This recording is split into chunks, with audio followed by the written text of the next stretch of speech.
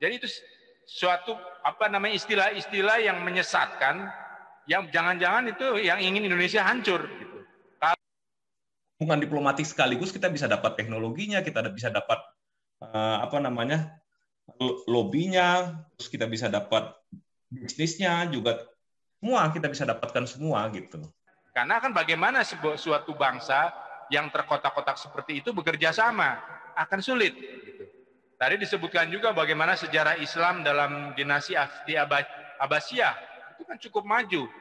Sebelum melanjutkan, kami informasikan kepada Anda. Channel ini berbeda dengan channel yang pernah Anda kunjungi di YouTube. Masterway Channel mengajak Anda untuk bereaksi menanggapi isi narasi atau berita sesuai dengan video yang kami tayangkan ini. Tujuannya untuk menguji, mengkoreksi, dan menilai validitas kebenaran fakta dari narasi atau berita dari media sumber berita yang dipertontonkan di media sosial dengan tujuan yang berbeda-beda. Silahkan tulis masukan Anda di kolom komentar supaya netizen mengetahui validitas berita sebelum percaya dengan informasi berita yang ada di media sosial. Silahkan Anda subscribe terlebih dahulu sebelum Anda mengutarakan pendapat Anda di kolom komentar, supaya pesan komentar Anda kompatibel dan efektif untuk mengedukasi masyarakat. Simak seluruh isi video ini sebelum Anda komentar supaya tidak gagal faham. Kami akan memberi tanda pin atau tanda cinta dari masukan Anda yang berkualitas dan berpotensi membangun. Terima kasih.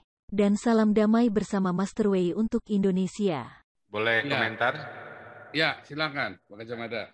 Jadi maksud saya kalau nggak di-mute ya, ini mengenai prosedur aja, ini usul juga. Kalau nggak di-mute, bisa kayak begini, bisa saling memberi masukan. Jadi mungkin pakai pembahas aja Pak. Nanti kita tentukan aja. Makanya saya grup, kalau bisa bikin grup, nanti kita bikin grup aja Pak. Kita bikin grup supaya ada grup pembahas. Jadinya bisa saling silang begini, enak. Ya, kalau jadi gitu. Jadi ada dialog. Karena paling enak tuh diskusi kalau ada dialog gitu, bukan hanya Pak Paul dengan yang bertanya. Gitu. Iya. Jadi saya mau komentari juga Pak. Kalau bisa dialog kan ramai Pak, seru. Ya asal tertib kan jadi enak. Gitu. Ya. Baru nanti kalau ada yang ganggu, ya tinggal di-kick aja. Gitu. Ya. Jadi mengomentari, sebenarnya banyak yang bisa dikomentari dari Jakarta City Hall ya. Tapi yang menarik buat saya adalah mengenai politik bagaimana 2024. Karena itu memang sebenarnya itu yang strategis gitu. Jadi sebenarnya ini sedang kita lakukan, hanya mungkin tidak terlihat oleh Jakarta City Hall, gitu, bahwa sebenarnya edukasi yang sedang dilakukan oleh channelnya Pak Paul ya sekarang, Pastor Paul, maupun channel-channel satelit, kalau dia mengupload video dari sini ya, dari channelnya Pak Paul, itu adalah edukasi yang membuat pemilih ya itu preferensi pemilih partai mana yang dipilih, kandidat mana yang dijadikan presiden, itu sebenarnya sedang diedukasi oleh channel ini. Itu menurut saya lebih strategis, karena kan kita tidak membatasi siapa yang Kristen atau bukan yang akan menjadi pemimpin nasional, tetapi biarlah pemimpin yang menjadi presiden atau pemimpin yang menjadi anggota DPR yang nanti membuat undang-undang lah kalau DPR. Kalau DPRD membuat undang-undang di daerah ya, adalah mereka yang paham atau yang sudah teredukasi dengan channel ini, siap apapun agamanya. Nah, itu yang ingin saya komentari. Jadi channel ini strategis, semakin banyak ditonton, semakin banyak dilihat, semakin banyak ikut serta. Terlepas kita menjadi ikut dalam keterlibatan sebagai, syukur-syukur kita bisa ikut ya, syukur-syukur kita bisa ikut, karena berarti langsung terjun, kita langsung terjun ke kancah politik ya. Karena politik itulah yang bisa membuat pemilihan. Contoh kayak macam tadi banyak yang heran mengapa Hamas dan Turki didukung, ya karena sama ideologinya atau politiknya sama, arah politiknya yaitu Ikhwanul Muslimin, PKS ya, Erdogan, Hamas itu sama-sama Ikhwanul Muslimin. Jadi lintas agama itu dan lintas internasional. Sehingga kalau dengan adanya channel ini, kita diberitahu bahwa PKS itu sama ideologinya dengan Erdogan dan Hamas, maka kita bisa melihat, oh ini ada benang merah. Ya, kalau mereka teredukasi dengan channel ini, ya jangan pilih yang kayak begitu. Karena memang tadi disebutkan oleh Pastor Paul Jang bagaimana kejayaan Majapahit hancur, ya, gara-gara Islam, ya. Maka sebenarnya kalau dibikin sederhana, ya Islam abangan itulah, ya, yang akan membuat Indonesia itu kembali kepada kejayaan Majapahit. Ya. Kita tidak membutuhkan Islamnya Ikhwanul Muslimin atau Islamnya Nusantara yang bermuka dua, ya, yang di depan kelihatan seperti pemimpinnya kelihatan seperti nasionalis, di bawah itu anggota-anggotanya tetap radikal sama dengan FPI gitu. Nah, itu tidak akan membuat Indonesia menjadi maju, ya. Karena kan bagaimana suatu bangsa yang terkotak-kotak seperti itu bekerja sama akan sulit gitu. Tadi disebutkan juga bagaimana sejarah Islam dalam dinasti Abbasiyah itu kan cukup maju. Itu karena di sana mereka begitu, jadi banyak ininya tuh yang ngurus administrasinya, ada orang Yahudi, ada orang Kristen, itu di dinasti Abbasiyah gitu. Jadi memang suatu negara, ya, harus menggunakan semua potensinya. Kalau di kota-kotakan dengan kafir dengan tidak kafir, ya, nah itu repot. Karena di Kristen pun Muslim dianggap kafir oleh kita, benar. Jadi itu suatu istilah-istilah yang menyesatkan, yang jangan-jangan itu yang ingin Indonesia hancur. Gitu. Kalau ingin Indonesia maju dan kembali kepada kerajaan era kejayaan Majapahit, ya ideologi Ikhwanul Muslimin, ideologi sebenarnya yang tadi itu Islam saya sendiri sempat terkecoh dengan Islam Nusantara. Tapi setelah melihat penjelasan Pak Paul, agak masuk akal nih logikanya. Nah, makin lama makin jelas. Ada mungkin nanti ada yang bermuka dua itu di Indonesia. Nah, yang bermain dua kaki gitu. Wah, ini harus bahaya itu yang bermain dua kaki gitu kan. Seperti Wapres kita sekarang kelihatan bermain dua kaki gitu. Ya, itu saja mungkin komentarnya. Terima kasih. Ya, saya setuju gitu ya. Betul.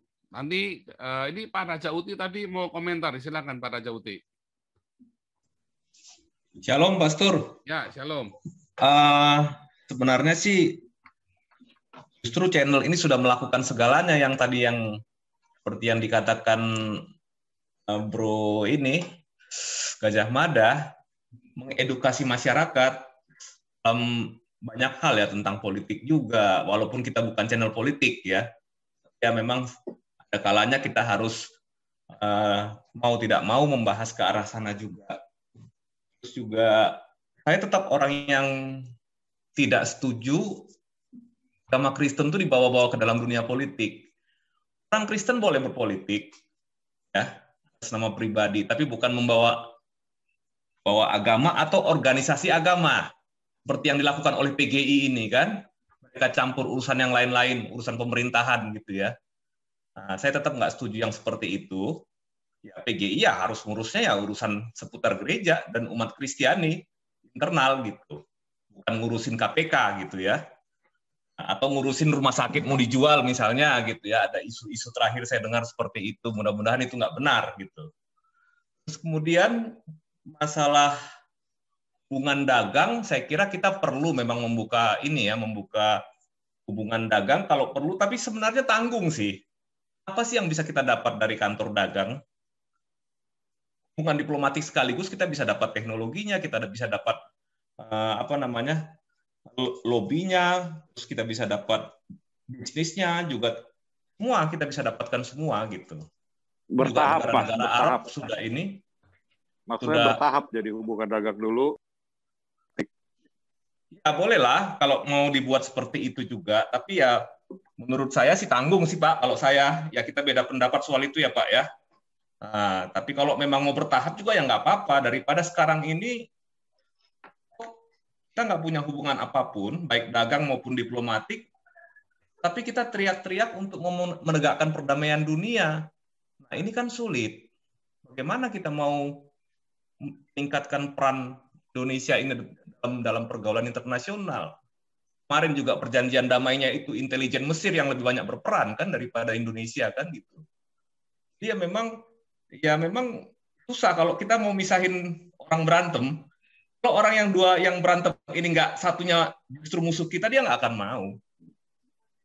Nah, terus yang berikut yang saya mau komentari, saya memang sependapat dengan Ibu Monica Riker kemarin, membahas sejarah Timur Tengah. Kebetulan saya memang mendalami sejarah ya. Nggak bisa hanya dari dinasti Ottoman, kita harus ngelihat ya memang jauh ke belakang. Seperti dikatakan Bu Koni juga, ya kalau mau tahu sejarah Timur Tengah atau sejarah Israel, ya bacalah Bible.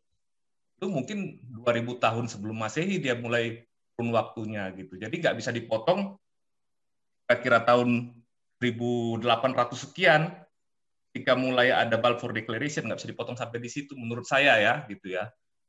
Sangat tidak ini ya. Kemudian juga ya kemarin kan sudah dijelaskan juga masalah kalau misalkan kota Yerusalem itu diserahkan ke dunia internasional, siapa yang mau tanggung jawab ngurusnya? Ada yang bisa ngurus, mau PBB, OKI, atau negara mana yang mau ngurus? Nggak ada.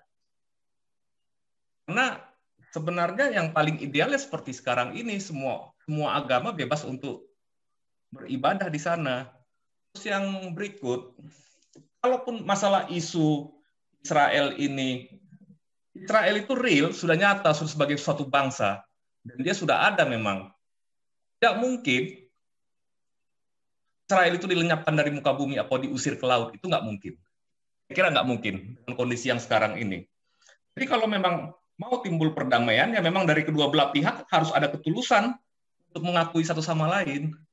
Bukan berarti perdamaian berarti harus memusnahkan Israel, itu nggak mungkin. Saya kira itu yang harus Pak Paul diingat. Karena kita ini lucu, sepertinya ada kesan damai itu artinya adalah Israel harus hilang dari muka bumi ini gitu. Jadi kekuasaan diserahkan kepada Palestina. Sepertinya saya tangkap begitu ya. Mudah-mudahan saya salah ya. Tapi yang pesan saya itu seperti itu. Tapi kalau kita lihat sih nggak mungkin dengan kondisi yang sekarang ini. Ya harus ada dari kedua belah pihak saling menerima, mengakui. LO sudah mengakui Israel, tapi kan Hamas tidak. Oke, saya kira itu aja Pak Paul. Menarik ya. Terima kasih Anda telah meluangkan waktu untuk memberi masukan kepada kami. Semoga komentar Anda bisa bermanfaat bagi generasi penerus bangsa ini. Terutama bagi diri kita sendiri dan untuk mereka yang mau berpikir dengan akal sehat. Karena dengan akal sehatlah kita bisa bedakan mana yang terbaik untuk diri kita sendiri. Semoga hari-hari Anda selalu dirahmati Tuhan Yang Maha Esa. Dan sampai ketemu lagi di konten Masterway berikutnya.